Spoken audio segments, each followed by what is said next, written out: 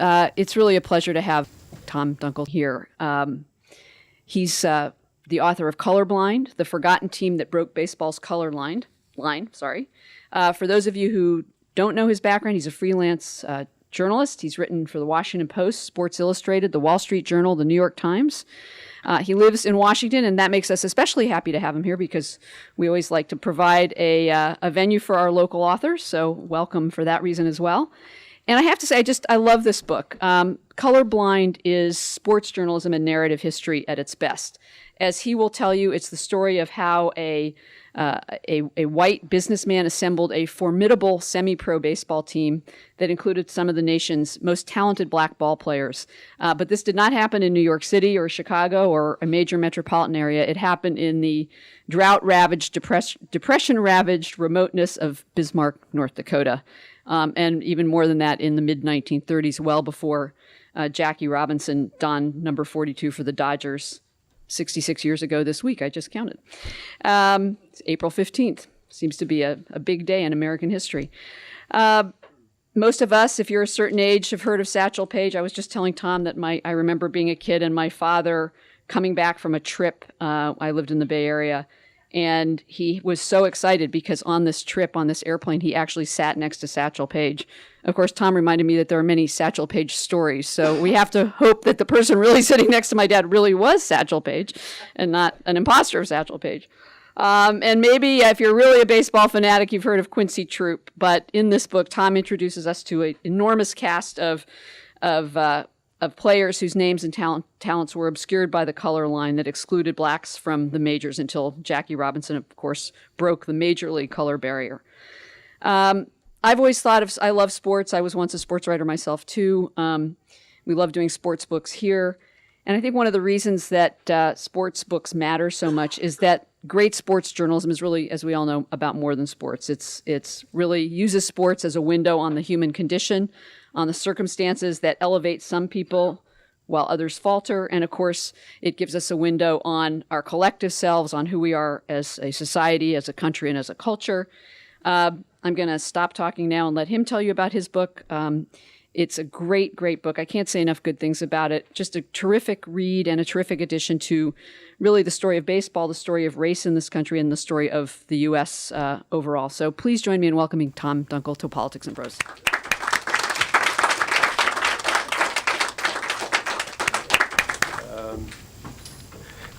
I'm going to just put this up here just because it's easier to refer to, and I'll talk about it. I could talk entirely just about this photo. How many people have seen the movie 42 yet? Anybody catch it yet? I happened to see it last night. It's the story of Jackie Robinson, and just very briefly, in case you don't know, since this book is essentially kind of an opening act or prelude to what happened in 1947 when Jackie Robinson came up to the major leagues, I wanted to make mention of that.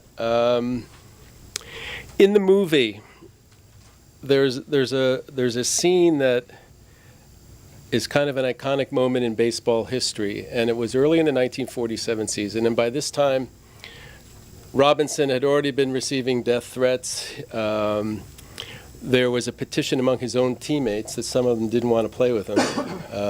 And of course, the usual amount of verbal abuse and high slides to try to hurt him, pitches thrown at his head, that sort of thing. The team goes into Cincinnati, and I believe this was in June, and Pee Wee Reese was the captain of the Dodgers. He'd grown up in Louisville, Kentucky, and he was very much a Southern gentleman, originally a bit conflicted about having a black teammate.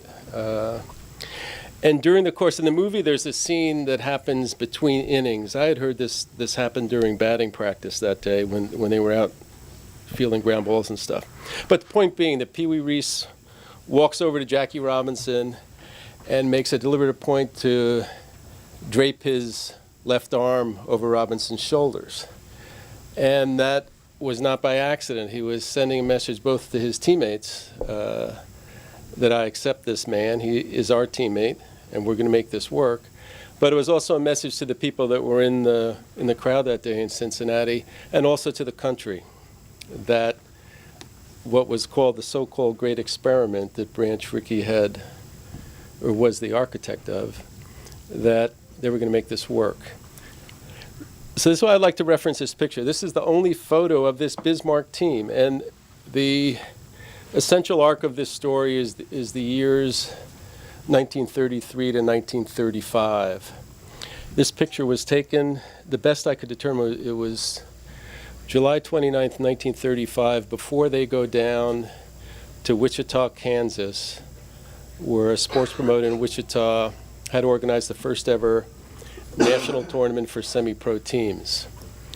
And what's interesting about this photo, and I had a postcard version of this taped on my wall for 4 years while I was working on this book. And I only noticed this about 3 weeks ago, so this is not a comment on my powers of perception. But if you look at the two gentlemen kind of in the middle of the back row, the tall black fellow is Satchel Paige, who was not only the best pitcher in the Negro Leagues, but also probably the best pitcher in baseball at that time. And standing next to him to his left is a gentleman by the name of Moose Johnson, who was turned into a career minor leaguer. He was a character in his own right, just like Satchel Paige. A little bit of a hard drinker, but also a power hitter. So the two of them were sort of the key elements of this team when it sort of reached its apex in 1935. And you notice in the photo that Moose Johnson has his big, meaty right hand on Satchel Paige's shoulder. And it was only, again, a couple of weeks ago that I noticed that that's almost a precursor of what would happen in Cincinnati in 1947. Just to describe what's going on in here, this photo, it looks a little bifurcated with most of the white players in front. What the photographer had done, he had arranged them by positions. So he's got the infielders in the front from first base second. Neil Churchill is the manager and owner of the team in the center. And then shortstop and third base. And they just happen to be white players. And in the back, he's got his pitchers and his outfielders. There's some interesting little connections between this team and the Brooklyn Dodgers, and nothing to take away from what Robinson did. That was a huge sort of cultural moment for the country. But there's some cross currents between the Bismarck team and the Brooklyn team that are somewhat interesting. The fella standing over here on what would be the extreme left is another pitcher by the name of Hilton Smith. Not as well known, but he's also in the Hall of Fame along with Satchel Paige. He went on to have an extraordinary career in the Negro Leagues. And when Lisa was talking about sitting on the plane and whether that could have been Satchel Paige, it's kind of funny. Hilton's job, after the Bismarck team folds in 36, Hilton Smith and Satchel Paige later go on to play for the Kansas City Monarchs together, which was a Negro League team that became an independent touring team. One of Hilton Smith's jobs was to pretend he was Satchel Paige on the day when Satchel Paige didn't show up for games, because people would travel from all over the regional parts of the country to see Paige, and he was a free spirit, to say the least. So on those days when he didn't show up for ball games, Hilton would sign autographs and pretend he was Satchel Paige. Neil Churchill, the manager of this team, is somewhat functioning as the Branch Rickey of this Bismarck ball club. And there's another interesting parallel, if you will. When they go down to Wichita, they play down there in 1935 and 1936 at this big tournament. Right before the 1936 tournament, the assistant for the gentleman who organized the Wichita tournament goes down to St. Louis, and he meets for 2 hours with the vice president of the St. Louis Cardinals, who at that time was Branch Rickey. And we don't know exactly what they discussed that day. It certainly wasn't written down, but I have a very good idea what the topics of conversation was. One is that Rickey was the architect of the minor league system, and there was a lot of concern at that time. Semi-pro baseball had gotten so big, there was concern about people jumping their minor league contracts to go play semi-pro ball. So no doubt Rickey had some interest in that. And it's awfully hard to believe that Rickey also didn't know about what was going on with an integrated team that was taking place out in Bismarck. coincidentally, the president of the National League at that time was a gentleman by the name of Ford Frick. He was also at that 1936 tournament in Wichita. So Major League Baseball was aware of what was happening out on the Great Plains in North Dakota. How Churchill came to pull this all together is kind of an oddball story. You have to keep in mind a couple of things in the backdrop of this story. One is certainly the racial climate of this country at that time. And among the sort of undercurrents of this story is the whole time through the 20s and 30s as semi-pro baseball is growing and as this Bismarck team starts to come together, Congress is trying to pass anti-lynching legislation, which they never managed to pass. Other element that was important was, of course, the Depression. And in researching and writing the book, it was a surprise to me just how severe the Depression hit North Dakota. I, like a lot of people, tend to associate the worst of the Depression with Oklahoma and the Dust Bowl. But the Great Plains, and particularly the Dakotas, got hammered, I think, worse than anybody. There was not only a sustained period of drought for about 10 years, an infestation of grasshoppers, and the general collapse of the economy out there. It actually collapsed earlier in the Dakotas because of too much free credit and too much expansion of farms, which collapsed, and too much crop production, which crashed the farm prices. And there's an interesting element of this book where, as this Bismarck team is seriously coming together in 33, there's a woman from the Federal Emergency Relief Administration by the name of Lorena Hickok. She had been a longtime reporter with the Daily Mirror and with the Associated Press, and a good friend of Eleanor Roosevelt's. And when FDR came into office, she left newspaper work to work for FIRA. And her job was to go out around the country and file reports about how the Depression was affecting real Americans. And when she got to the Dakotas, she was stunned by what she found. She filed a series of dispatches to Harry Hopkins, and also sent some personal letters to Eleanor Roosevelt. And she was talking about things where, for example, she'd heard a story of a woman who had to give birth on a bed that was covered with top coats because they had no sheets anymore. And she saw children with bare feet, turned purple from the cold, and she met one guy who was actually sharing clothes with his son because they only had one set of dress clothes. I just wanted to really briefly read a note that she sent to Eleanor Roosevelt, and I just wanted to quote her directly because this was in October 33, and this was a personal letter, not professional.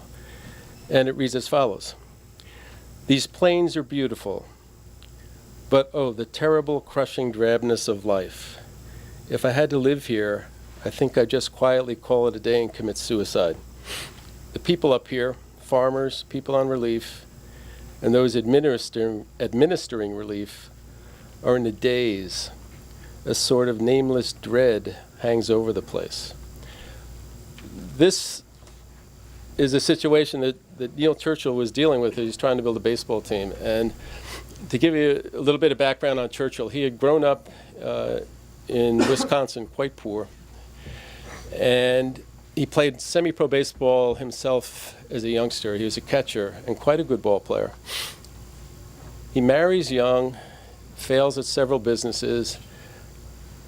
Sort of at wit's end, he just hops in his car and basically takes a long drive and winds up in Bismarck, North Dakota. He's traveling by himself.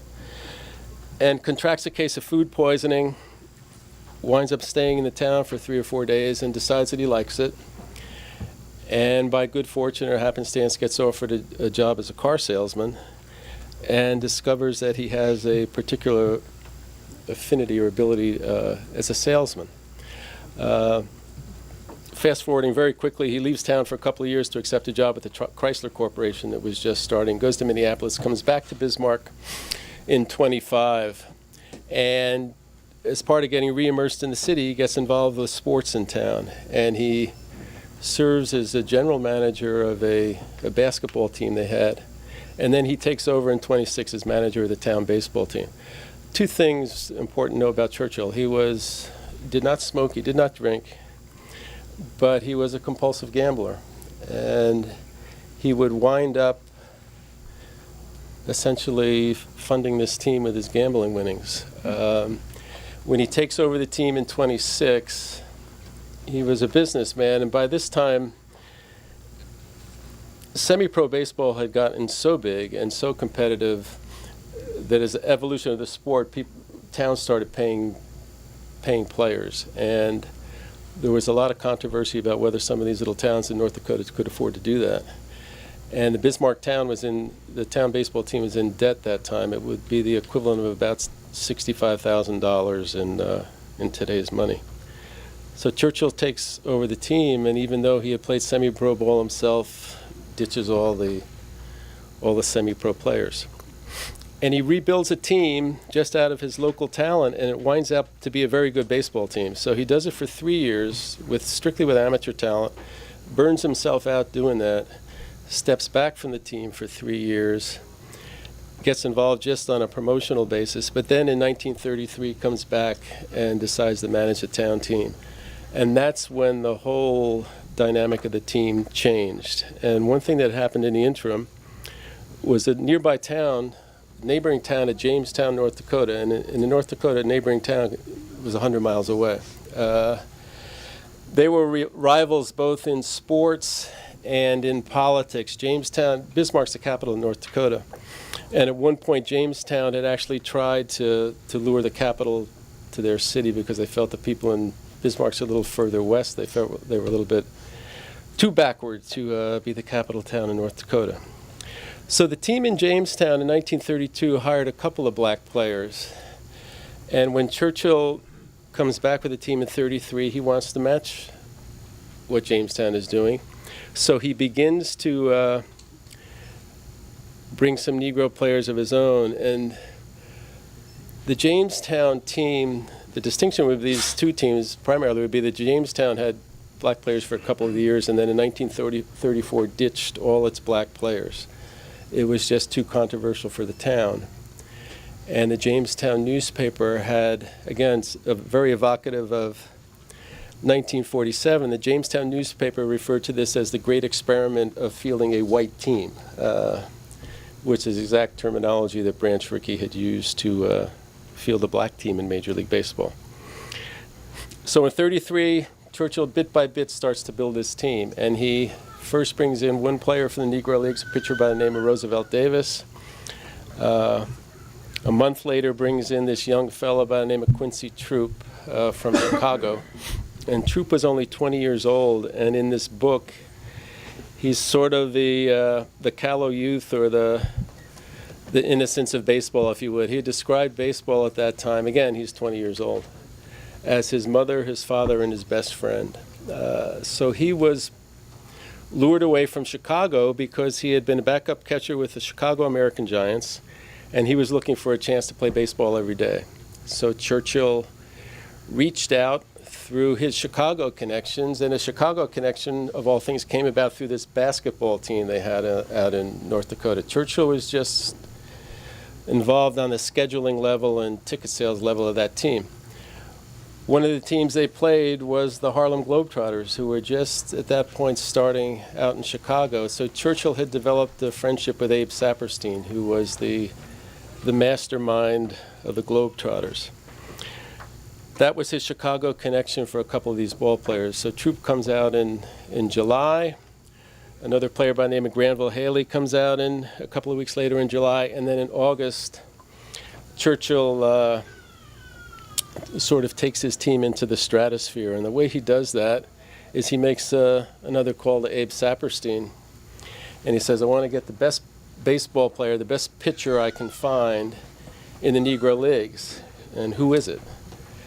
And Saperstein replied that it's Satchel Paige. He's not just the best pitcher in the Negro Leagues, he's the best pitcher there is anywhere in baseball.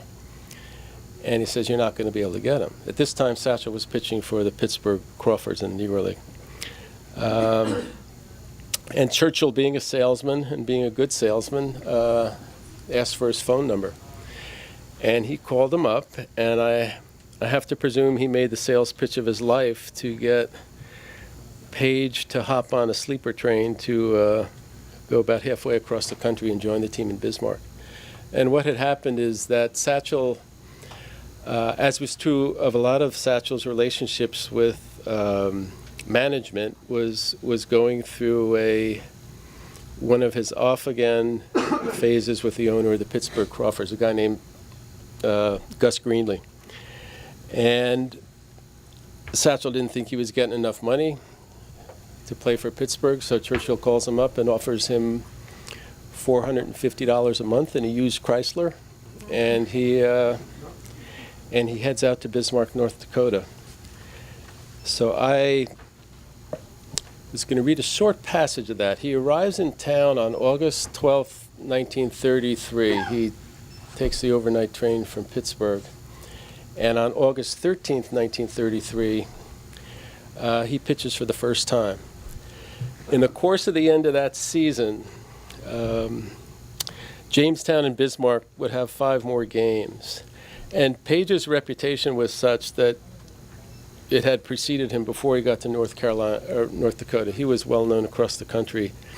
And you could probably make the argument that he was the first crossover athlete with white and black America. He had a rabid following and a curiosity among white baseball fans. So they knew that Paige was coming, and between that game and he pitched 3 more games out of these 5. And they were getting crowds, and this sounds small to us, but during the Depression out on the Great Plains, they were getting as many as 4,000 people for a baseball game. And you have to remember that in Bismarck, North Dakota at that time, the population was only 11,000, of which 46 were classified as Negro back then, according to the U.S. Census. And in North Dakota itself, they had 680,000 people, of which 377 were black. So this was a situation where some of those towns and some of those people had literally never seen black people before, let alone black athletes. So I think I will close by reading a couple of paragraphs from this first game where Paige comes out to North Dakota. And I'll skip a certain section here, but I'll give you a sense of what happened that day.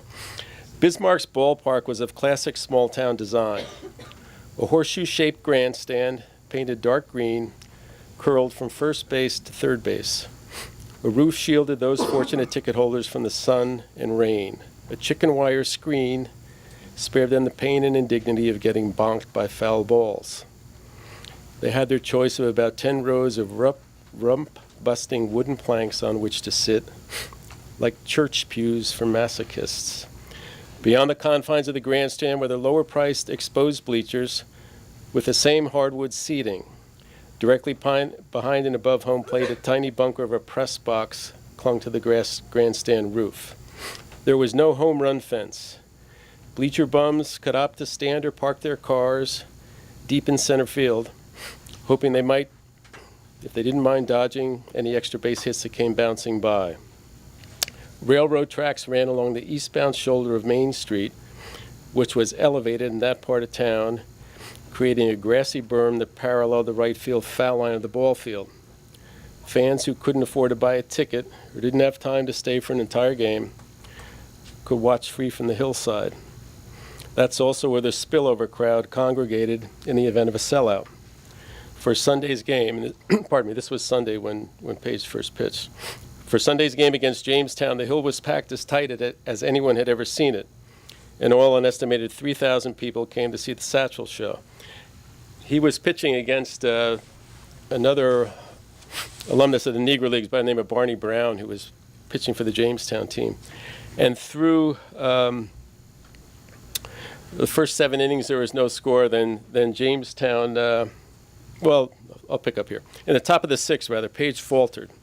He gave up a pair of hard singles and a double, sandwiched around a 1-out walk, Jamestown jumped to a 2-0 lead and looked to be on the verge of busting the game open.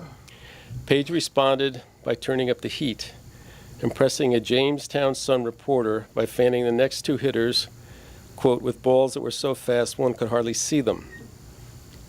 The game remains that score, and then Bismarck scores two quick runs and ties it up, and I'll pick up here as they go into the ninth inning. A pumped-up Satchel Paige strode onto the field for the top of the ninth inning. "They get no mo runs," he barked. Better yet, they didn't get no more base runners. Paige struck out the side on 10 pitches. Brown answered in the bottom of the ninth by recording 2 quick outs before plunking second baseman Ralph Sears on the arm with a pitch. Sears was a Columbia University ball player, who had passed through Bismarck that summer, and Churchill did a bit of a sales job on him and got him to stay for the rest of the summer to play baseball. So Sears is on first base. Next up was Bismarck's leadoff batter, Bill Moreland. He was Churchill pickup out of Iowa. After taking a strike, he lashed a hard, sinking line drive. Jamestown's left fielder dived for the ball, but it squirted under his glove. Sears tore around second base and didn't stop at third. He kicked into high gear and slid across home plate, sending up a spray of dust as the relay throw nestled into the catcher's glove. The umpire signaled safe. The crowd erupted as one. Bismarck wins 3-2. Paige had struck out an astonishing 18 batters. Jamestown's fans, I'll continue.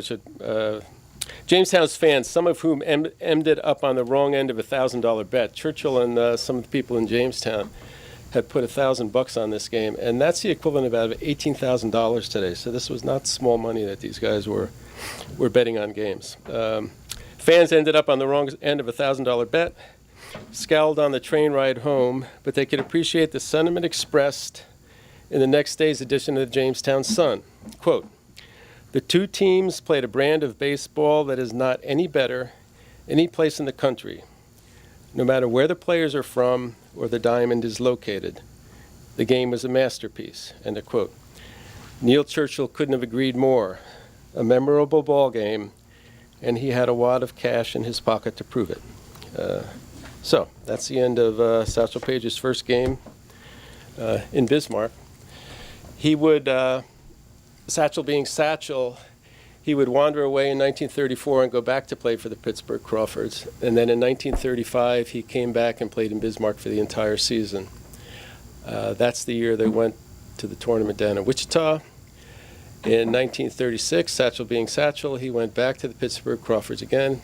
And by 1937, he was playing down in the Dominican Republic. So he didn't stay in one place very long. The Bismarck team,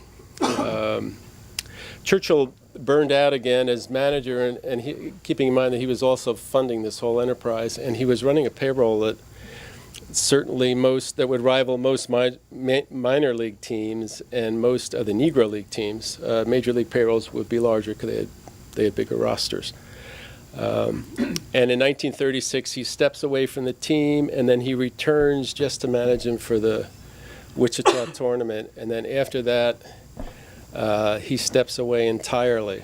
And the team continues in 1937. One of the black players, Red Haley, is retained as manager, but then the team comes in a way full circle and they ditch all their semi-pro players. It just got financially impossible to continue.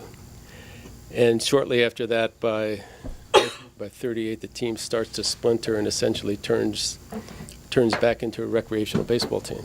And that whole level of baseball, that semi-pro level of baseball, would essentially disappear after World War II. So I think one of the reasons the Bismarck team is not well known is because, number one, they're playing out in North Dakota, which was certainly not a media center in 1930, and it's not now. And then also the fact that there was no repository for any of the records of these ball games. It's not as if they were affiliated with the major leagues or the minor leagues. So these were essentially sort of lost press clippings in games accounts. And I think just in the course of the Depression and World War II, they basically got buried. And I was fortunate enough to dig up the dinosaur bone. So that's it. If anyone has any questions, we'd be... And if you do, could you give the mic?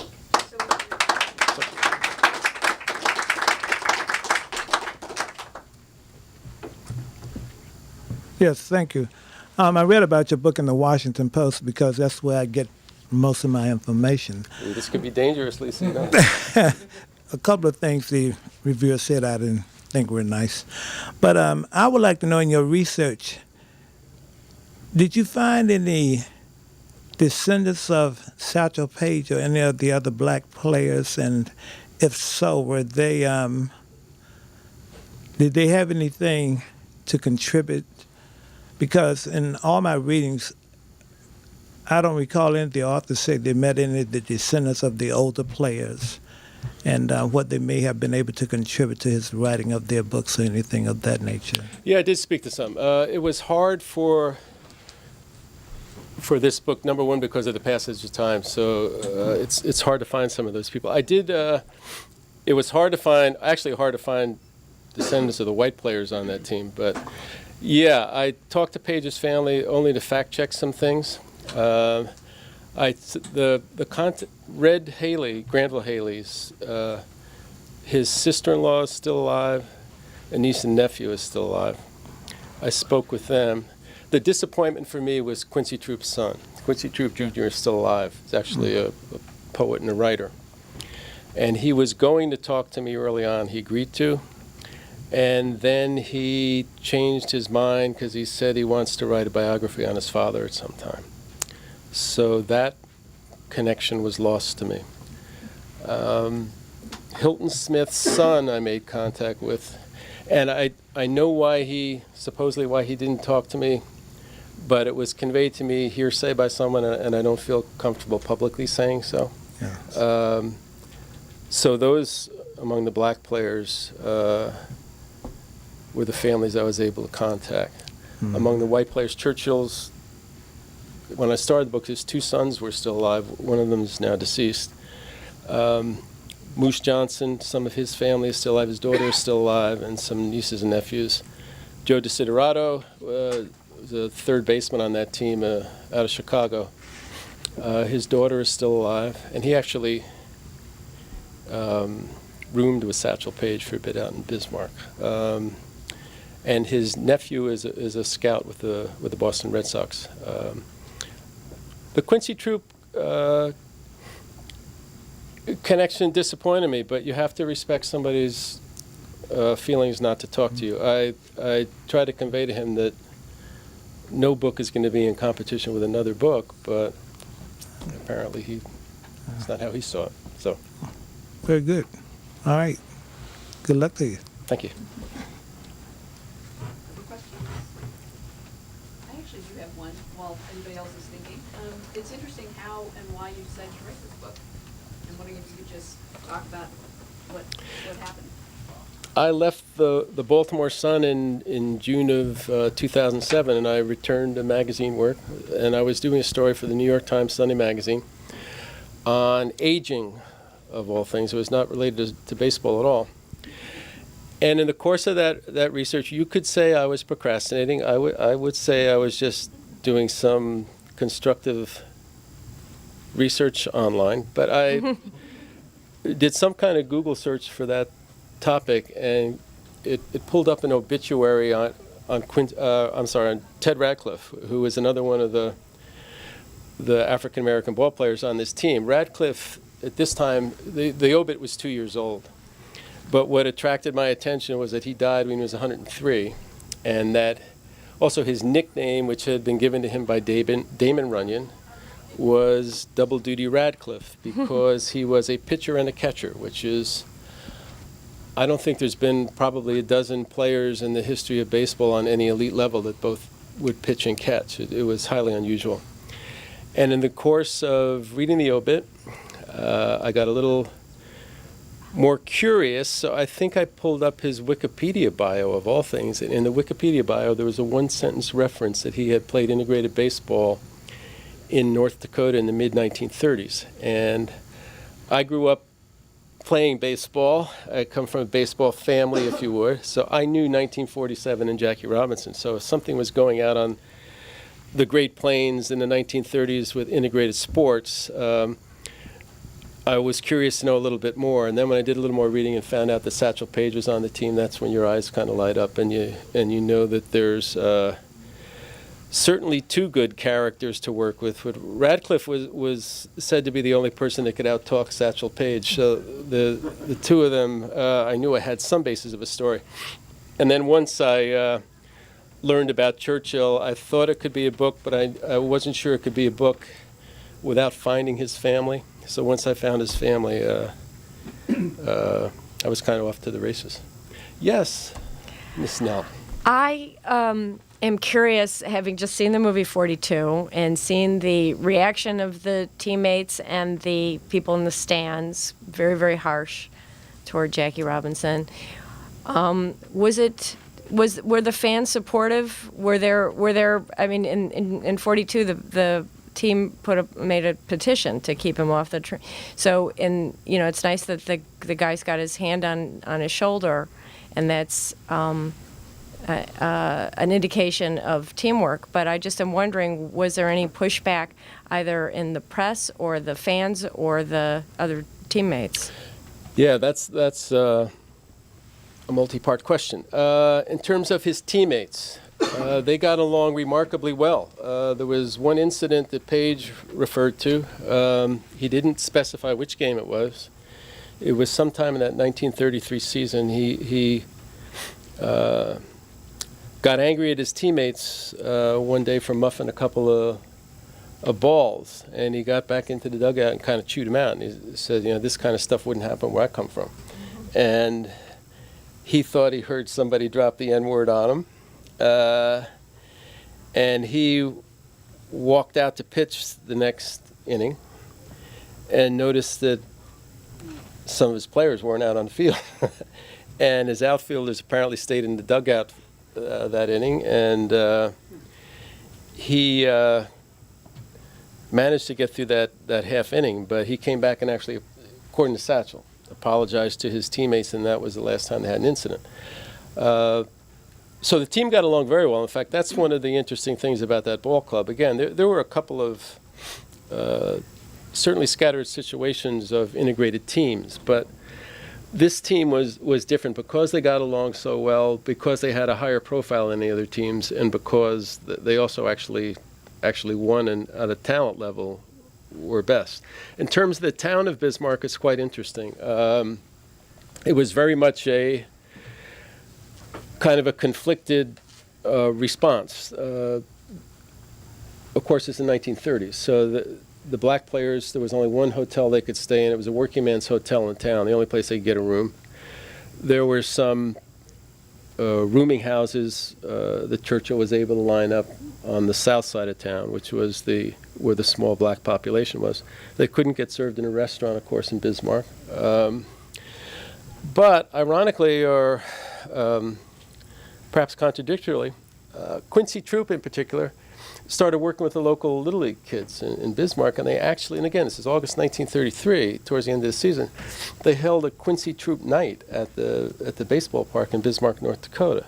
The businessmen got behind the team. There was a number of promotions and things like that. So Hilton Smith, one of the pitchers, had described playing out there in those days, again, we're speaking of the 30s, as being heaven as a ball player. So the team and the town got along quite well. As you move outside the town, things would get increasingly more difficult. And the one player from Chicago, Joe DeSiderato, mentioned to some of his relatives that he had never had a black teammate before. Satchel and these guys never had white teammates. But he said to his family, he said, these guys had to tolerate some things that nobody should have to tolerate. So even when they went on the road in Canada, there was problems and there was friction. As they get down to Kansas and for the tournament, it was quite interesting to read the newspaper accounts, particularly of one of the sports writers for the Wichita Eagle.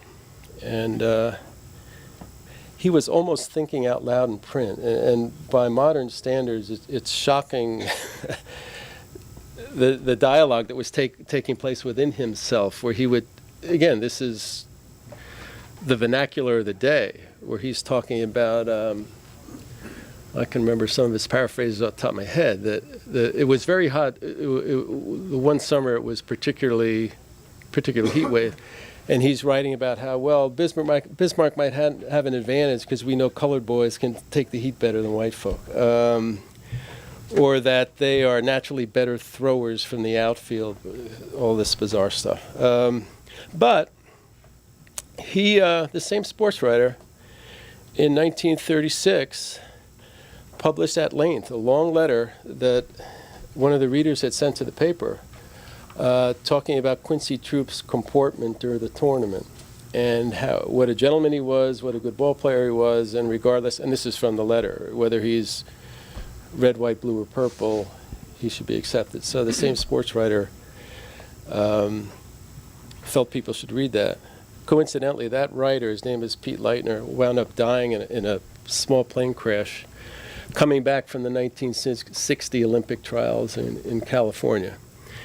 And his last column, it's quite, I don't know if I'll call it sad or pathetic in a way, but this is 25 years later, it's 1960, and he's counting how many white and black athletes are on the Olympic team. So an indication perhaps of just how far ahead of its time that Bismarck team was in 1935. So. Well, the book is available at the front. It's great. I hope you'll buy it if you haven't already, and thanking Tim Dunkel for coming up and done.